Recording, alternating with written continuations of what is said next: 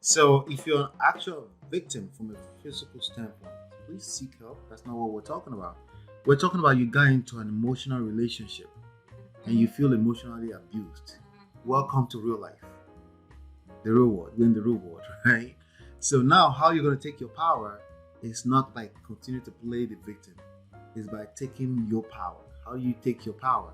You hold yourself accountable first. Part of holding yourself accountable is by saying, how did I attract that? Or how did I allow that? Or how did I allow that? So there's a chance you didn't allow it. This person was just evil. But at least ask the question first, right? Don't just dismiss the question and say, don't victim shame me. No. Entertain the question first. Then maybe there's a chance, very unlikely, but there's a chance that maybe you're with a person that's just evil, right? But you also have to hold yourself accountable for getting into a relationship or a marriage with a person that's straight up evil. Oh, you didn't see it coming. Again, welcome to real life. All right, welcome back. Holding a wife who lacks respect accountable. Roll your eyes again. Roll your eyes again. Wait, why do you roll your eyes? I want to know, why do you roll your eyes? Holding a wife. I mean, the sentence is packed. Holding a wife who lacks respect accountable. Yes. How is it possible to hold someone that who lacks respect accountable? They're not going to be accountable. So they already lack respect. Listen to you. That's why you roll your eyes? Yes, it's a struggle. Oh, I thought you rolled your eyes because you're trying to read the mind of the person who is saying that. No, I'm also looking at the kind of man that is saying that. Like, right. I'm rolling my eyes like, are you serious right now? Like, it's a lost battle. Yeah, it's a losing battle. Well, for the most part, this kind of things are a losing battle. There's on my other channel, Man of Prestige, I'm definitely I have to do a review of this people, man. This new age people, and I'm talking about as old as 60. Okay? But usually if they're that old, it's usually because they're divorced and they have this hurt, right? They're carrying this pain around, right? And of course, a lot of young men, anywhere from age 17, literally, up to 34. The age range that I'm seeing on Men of Prestige is 25 to 34. That's what the demographic is not a lot yet, but that's what I'm seeing, the age gap, you know. And they're the one talking about this kind of bullshit. Okay, they're the one trying to hold women accountable. It's accountable word. I'm sorry, in as much as it's a good word, it's become a very annoying word to hear because it's being used in all kind of contexts that doesn't make sense to me. So coming from a man, because if it comes from you, it's like, oh yeah, of course a woman will say they shouldn't hold them accountable. Oh. Right? So coming from a man, there's a good chance they will call me a simp at this point. Aren't you already a simp? If you call me a simp, fuck you. Yeah. So let's keep that a buck always. You don't like that, you keep it moving, right? But for those that really want to learn how this works, right? This is a power dynamic involved in this, right? You cannot be a victim and retain your power in the same breath. It's impossible. Okay. So while there's nothing wrong with holding humans, period, accountable, if they step over your foot, they try to turn you to a pushover, right? There's also the space that if you've gone through some kind of painful experience, there's a space that you tend to read everything as somebody trying to hurt you without taking the time and process what's going on. Like the whole thing with the sign language, shame, insult, guilt, and need to be right. If you are carrying pain around, you will, like, let's say for example, your wife tend to be disrespectful. That lens is how you will see a lot of other women. That women are disrespectful. But this is just your anecdotal experience, your personal experience. So it's normal that you feel that way, but it's absolutely going to destroy you. You will create suffering if you're not self-aware about the nature of the human brain that's making you feel that way. We all have this, right? You have an experience. Your outlook on life is going to be based on your experience. Yes. You will judge and prejudge and post-judge everyone with your experience. But if you want to ascend to a new level of awesomeness in life, You have to be self-aware that this is going to happen so that you can mitigate it, at least a little, right? Instead of you running around calling everybody same, calling women not accountable, you can't hold them accountable. I think there's a lot of women that can be held accountable, or they'll hold themselves accountable before you even get to try to hold them accountable. Tons of them. The problem is that you're not attracting them.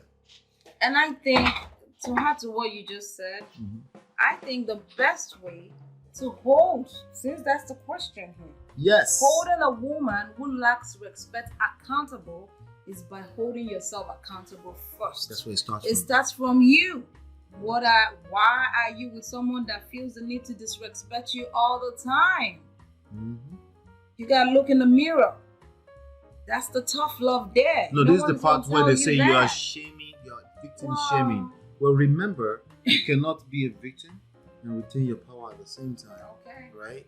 So if you're an actual victim from a physical standpoint, please seek help. That's not what we're talking about.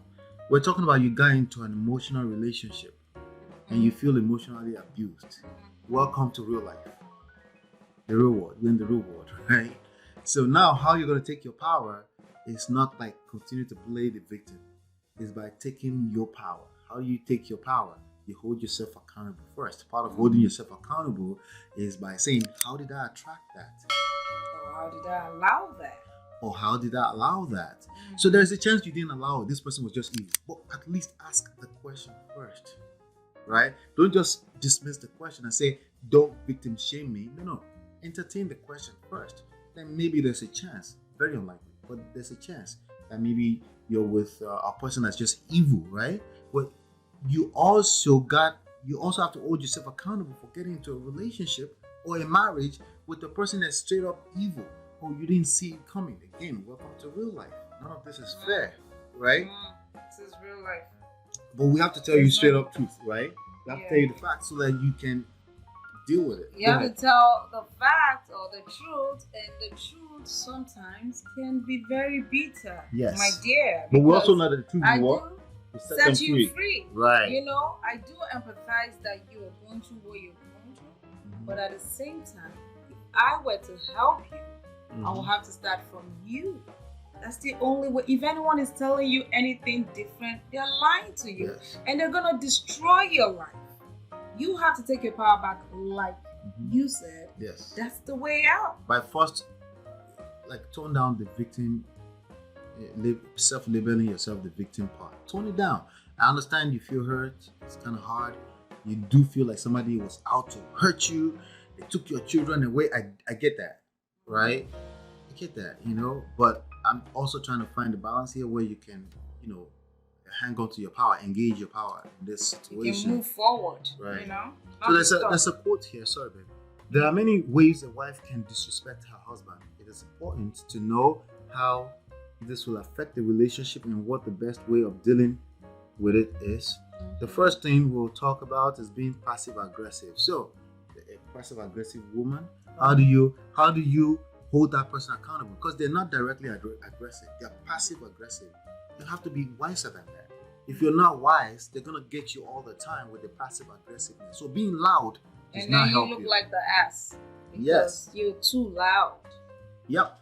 And we've all done that. I've done that where I'm speaking way too forward before she says what she's trying to say, because I did smell the passive aggressive thing, and it does comes off as disrespect. But this is where your patience is being tested, where you have to be patient for her to actually express herself. It can be awkward. Everyone can feel the tension, right? But this is where your patience is being tested. So instead of trying to hold her accountable about being passive aggressive in that moment in time, why don't you hold yourself accountable with your level of patience? Test yourself. Extremely easier said than done. But this is how you grow. This is how you build yourself. You practice doing this, no one can match up with you in this life. And people need to stop, running away from awkward moments. It will happen. Like difficult conversations. It's part of life. It will happen. So if it's awkward, so what? I know myself, I have tendencies to want to avoid difficult conversations. I have tendencies to want to avoid awkward because my patience also get tested very quickly. Because, you might as well just tell me what you're feeling as opposed to the awkward, like, but I also know now the awareness is a big deal because I can smell it. The way I reverse it is patience. Like eventually, whatever it is that's causing tension will release itself as a function of time, patience, right? Nobody is hitting me on my head. Nobody is pushing me over physically. Nobody is disrespecting by burning my clothes or anything like that. It's just a moment. Like people go through moments during the course of the day. It's work, but it's highly rewarding. If you practice it, it gets easier.